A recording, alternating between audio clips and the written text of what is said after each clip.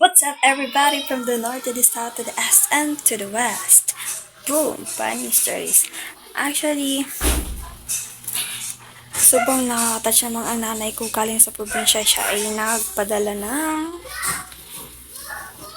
mga okra, ng talbos ng kamote, ng okra, and ng saging. Sobrang nakaka-miss na sa nanay ko kasi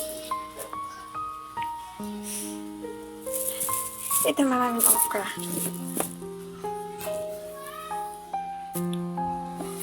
Maraming okra na padala na aking nanay. Nag-harvey siya sa kanya mga pananim kasi ipadala sa akin mga talong kasi mahal ang talong dito sa sa Maynila. Nakatouch na kasi si mama isang sakong saging. Thank you so much, ma. I love you so much. Salamat sa mga pasalubong mo. Kung pinaghirapan mo is pinadala mo sa amin dito sa Maynila. Salamat siya, mother. Nakatouch mo ako sa padala ng nanay ko. Sobrang hindi man financial. Pero ito pinagkakaroon. Naman niya kasi tanong. Tinanin niya sa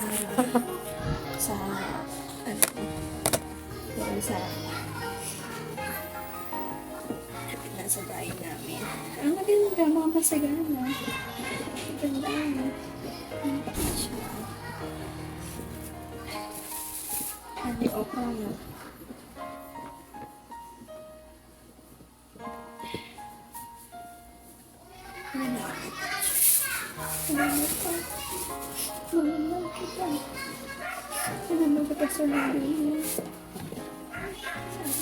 Pagkapag pa niya. Ayaw mo alagaran sa mga kinagalitin ko lang gawin mo ang gawin para ako manilas nito. Nagulit ako sa bandang yung pagkakalimutan. Kulit-litan ko naman. Kasi umaha talaga na ako siya tagdos. Isang terasa.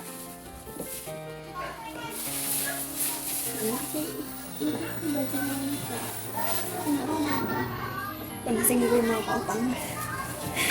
Papadala ng kautang. Salamat kasi report mo ito. Natouch ako.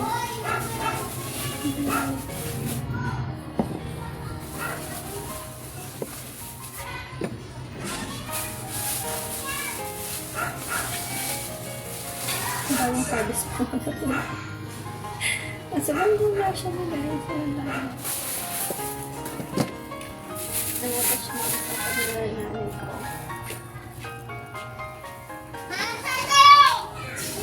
Ganda mga talbos pa. Ikapo na sila kasi dahil namin kasi masbate. Is 15 hours. See, 1 day in half. Biyahe.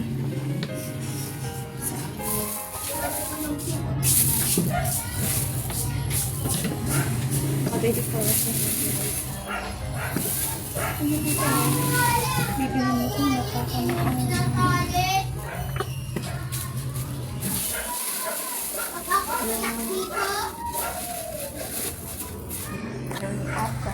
sobrang kay po sa kasalubong mo. Salamat, ma'am. Kaya malagang sa akin yun. Kaya nangyari ka mo. May nakaba kang buhong biyakan ng nakabang buhong.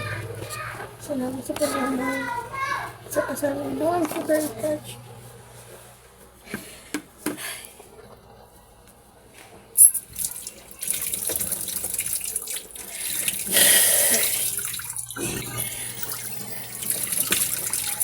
Salamat sa naman mo.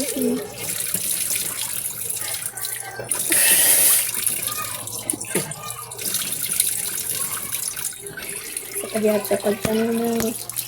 Ano ka lang. Pantali-tali po tayo sa obra. Ang dami. Sa lubong ng mama ko. Nakakasumandami. Sa lubong ng mama ko. So, nakakatakas siya. Tama sa isang tayo. Sabi siya. Sabi lang sa mama ng mga pamilya ko. Ay, naman ko sa mga. Dapain ko talaga na makakalit ako ng kalis. Ano ko talaga na.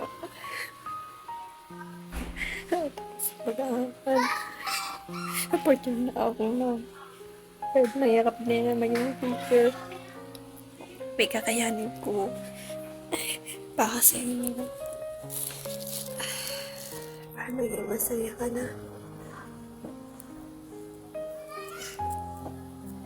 Mas masaya ka kasi may anak ka na teacher. Kahit mahirap ang mga sapo na ipapili na ang kayanin ko. Kaya rin yung kama. Hindi ka daw yun. Salamat at salamat sa lahat ng effort na nanay ko.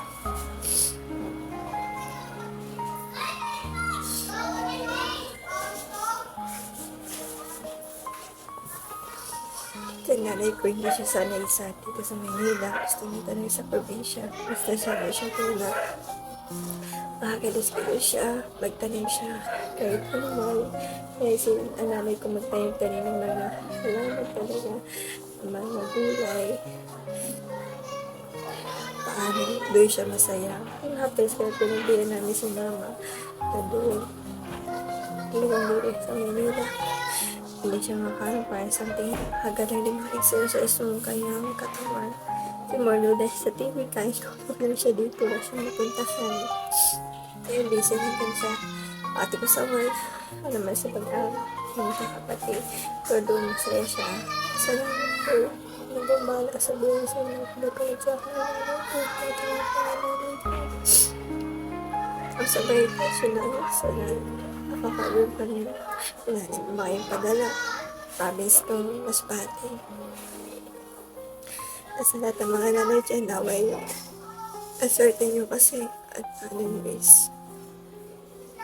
Andiyan sa inyo, ang tawag dito is nakakasama nyo pa kasama malayo, independent family. Kasi nanay talaga namin masanay siya doon sa probinsya. At saka na totally financially stable pa kami, di pa kami lahat din man dito sa Manila na hindi ka pa totally financially stable. Sana ko so talaga niya may kinabibusihan siya.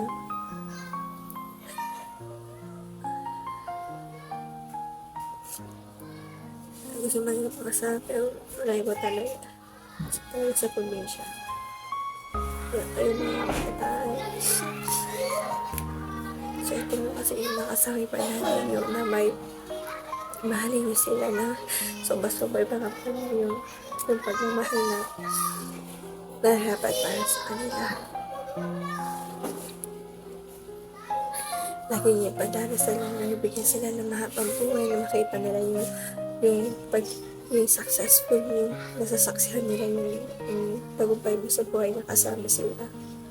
So kahit malay ko, I always pray na bigyan siya na nakakabuhay na nakakalusukay, kalakasan talaga mga katawan mga nasa Manila. So masaganang buhay, especially na hindi siya nakapag financial. Kaya patuloy talaga ako. I never waste the opportunity talaga. Ang opportunity na dumating sa akin. Ito talaga. Ito na ako na. Ay, Mrs. So na naman kita. Ngayon pag-iingat na sa sarili mo dyan. Thank you so much. Pasensya na kayo guys kung mapanood naman to. Medyo very emotional naman kasi natouch lang ako sa yung prepaid si nanay mo. At tanin na Kaya napabili siya ng mga pang-ubos ng mga pananim niya. Tapos nag-harvest na pala siya para may padala lang dito sa Manila. Kasi ang kulay dito is masyadong mahal. Sobra. Pagdos yung sa apat na pirasong talong. Magkano na yun? 45. Tapos, yung okra, ang isang pirasong dos. Yung kapag naman sa probinsya, di ba yun na mas masipag na talaga. Masipag na natin. Sana, soon, I pay all the sacrifices that was had to us. Kaya kinalagay ko sa girlfriend. Kinalagay ko. Proud ako sa dali kasi nagkasip ko. Sundasyon mo tayo. Kahit naman naman ang tatay ko. Kasi pa siya, para tuloy tayo talaga sa basag ko kahit hindi namin nakakasama. Version na wala, sinatouch ako sa mga na mahalaga po na aking nanay. Salamat sa hindi masipag ko. Tubog sa iba ko. Pasensya na. So, emotional na. Salamat, mahal namin so much. Salamat sa masalubo mo dito. Sa saging. Salamat sa saging. Sa okra. May ahong pa. May mga daing. Saging. Nasa baba pa. Salamat. So, dito na tayo guys. Ito yung mga padala ni Mama.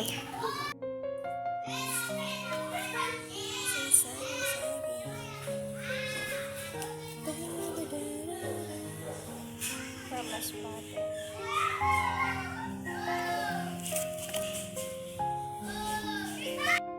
May naman daon-daon. Kangkong ba to? Talbos ng kamote. Talbos ng kamote. Paano gagawin ko to? Lulutuin ko to mamaya. Pangasabaw sa isda. Excuse me. Tsaka ito. Ilang okra guys. Ilang kilo to. Ang ganda-ganda. Walang sira. Sabi si Mama. Talong mo. Parang natagtatak sa okra. Salamat, Mother. I was very touched by this one. We're down to 3 kilos. 4 or 5. Sobrang dami, guys. Kasi ko talaga kilo okra din po. Daghan. Super nakaka-touch. Love you, Mama. Thank you so much.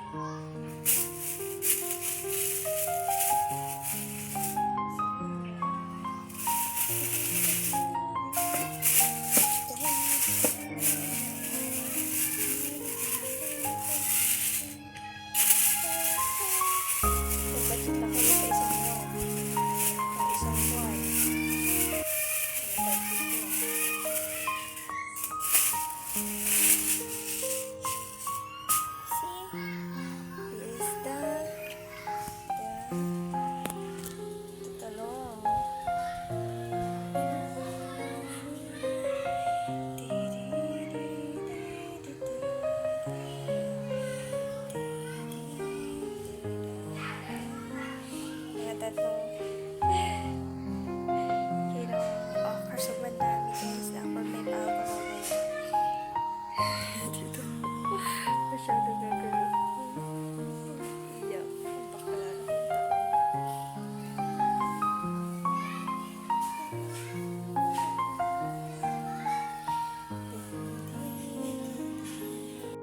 Now po nagtatapos ang ating video.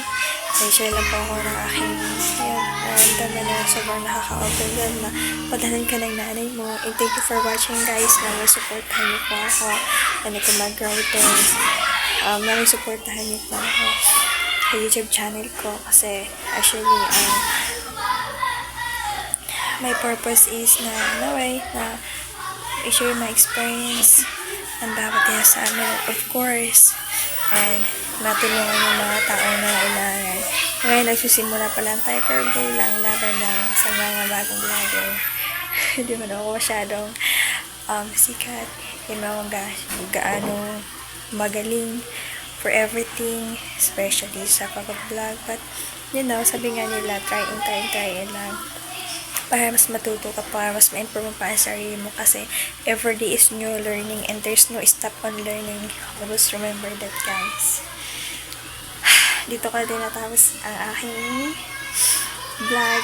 Ay, supportahan niyo ako, guys. Hanggang sa susunod ulit na video. Thank you so much. Bye! Ayun yun.